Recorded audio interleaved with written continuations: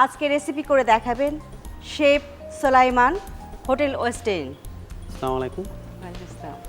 ভালো আছেন? জি, আপনি কেমন আছেন? হ্যাঁ, ভালো। আজকে আমাদেরকে কি রেসিপি করে দেখাচ্ছেন শেফ? হ্যাঁ, এখন দেখাচ্ছি আমি spicy breaded fish finger with chilli mayo sauce. অনেক মজার হবে। ইনশাআল্লাহ আশা করি তাই হবে। Spicy bread fish finger. উপকরণ: ভেটকি মাছ 200 গ্রাম, লবণ 2 গ্রাম, গোলমরিচ গুঁড়া 2 গ্রাম, লেবুর রস 1 টেবিল চামচ, রসুন বাটা 1 গ্রাম, আদা বাটা 1 গ্রাম, মরিচ গুঁড়া 1 গ্রাম, তেল পরিমাণ মতো, আটা পরিমাণ মতো, ডিম 1টি, ব্রেড ক্রাম্ব পরিমাণ মতো, মেয়োনেজ 50 গ্রাম এবং চিলি সস 2 টেবিল চামচ। আমাদের ফিশটা হলো রেড স্ন্যাপার, যেটা আমাদের লোকাল ভাষায় বলা হয় ভেটকি মাছ, যেটা সামুদ্রিক মাছ আর কি। এটা বোনলেস এবং স্কিনলেস। তারপরে আমরা নিচ্ছি সল্ট, এটা হলো টু নিড, যতটুকু প্রয়োজন। তারপরে নিচ্ছি paper, that means black pepper powder, যেটা আমাদের দেশে গোলমরিচের গুঁড়া বলা হয়। এটাও 1 চিমটি। জি, 1 চিমটি পরিমাণে।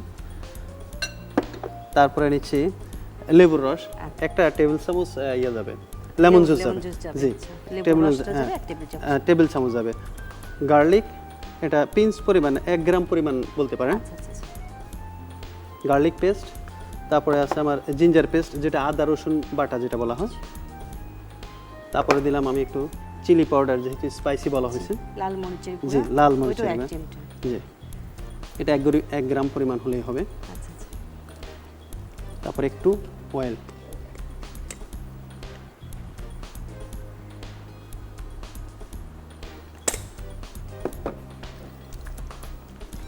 তো আমরা এই যে ম্যারিনেশন করলাম, সবগুলা ইনগ্রেডিয়েন্টস একসাথে করে দিয়ে এটাকে ম্যারিনেশন করে এভাবে আপনি একদম কমের পক্ষে 30 মিনিট বাট 1 ঘন্টা রাখাটাই অতি উত্তম।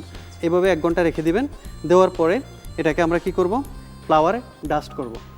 আর একটা প্লেট লাগবে, ফ্লাওয়ারে ডাস্ট করে আমরা এখানে রাখলাম। আমরা এই ফ্রাইগুলো বাসাতে করি, আপনাদের মতো এই ক্রিসপিটা হয় না কেন? এক এক সময় আমরা এক এক ধরনের মিক্সার ইউজ করি, যেগুলো নাকি আসলে গ্রামের বাজারগুলোতে পাওয়াও যায় না, যার কারণে আমরা এগুলো অনেক সময় বলি না। তবে আমি আজকে ওই যে ক্রিসপিনেসের জন্য ওই টিপসটা আমি দিয়ে দিব, যে কিভাবে করলে আপনি ক্রিসপি পাবেন। আমার দর্শকরা অনেক উপকৃত হবে। দর্শক, আমি এখন ডাস্টিং করে নিলাম উইথ ফ্লাওয়ার। কারণ হলো আমি এটাকে যখনই ব্রেডেড করব, ব্রেডেড করার আগে অবশ্যই এটাকে ডাস্টিং করতে হবে, তারপরে আমি এটাকে ডিমে ডুবাবো। প্রিয় দর্শক, আমি এটাকে ডিমের ভিতরে ডুবিয়ে নিচ্ছি। এটা ডিমটা কি পুরো ডিমটা নিয়েছেন না শুধু ডিমের কুসুমটা নিয়েছেন? না, এটাতে ডিমের কুসুমও আছে এবং সাদা অংশ আছে, দুইটাই রাখা যায়, সমস্যা নেই। আচ্ছা। এটাকে আমি শুকনো হাতেই করে দেবো? ব্রেডেড করবেন? হ্যাঁ, করতে পারেন। একটু চাপ দেন, কারণ ব্রেডেডটা করতে হলে আপনাকে একটু চাপ দিতে হবে। হ্যাঁ, হচ্ছে এটা? হ্যাঁ, হচ্ছে।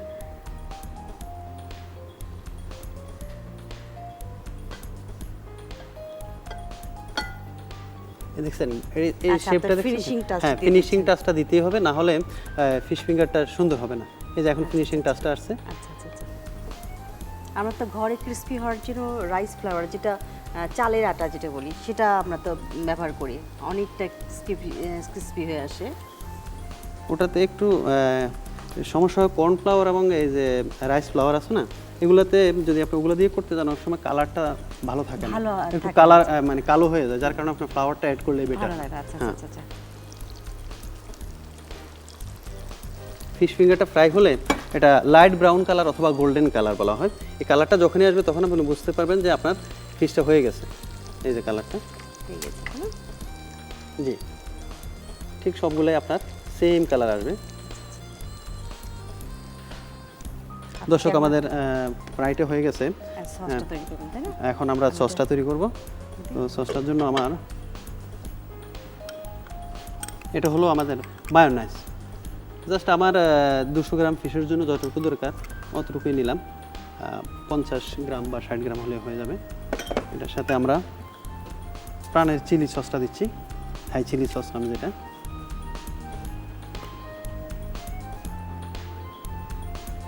একটু সল্ট দিচ্ছি,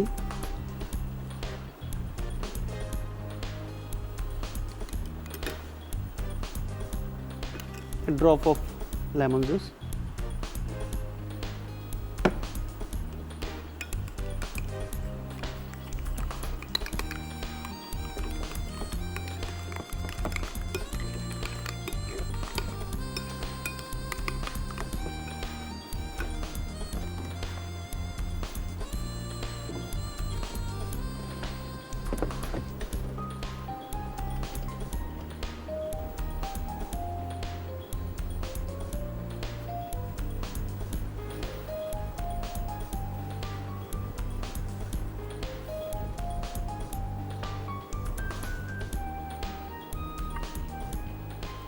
হয়ে গেল আমাদের অনেক রান্নার ফ্রন্টটা। সো দর্শকদের জন্য আপনার কাছে আমি দিতেছি, আপনি দর্শকদের জন্য এটা দিবেন spicy breaded fish finger with chilli mayo sauce, যেটা আমাদের মা বোনেরা ঘরে বসে রান্না করতে পারবে এবং খেতে পারবে। অনেক সুন্দর হয়েছে, ধন্যবাদ আপনাকে। আপনাকে অসংখ্য ধন্যবাদ।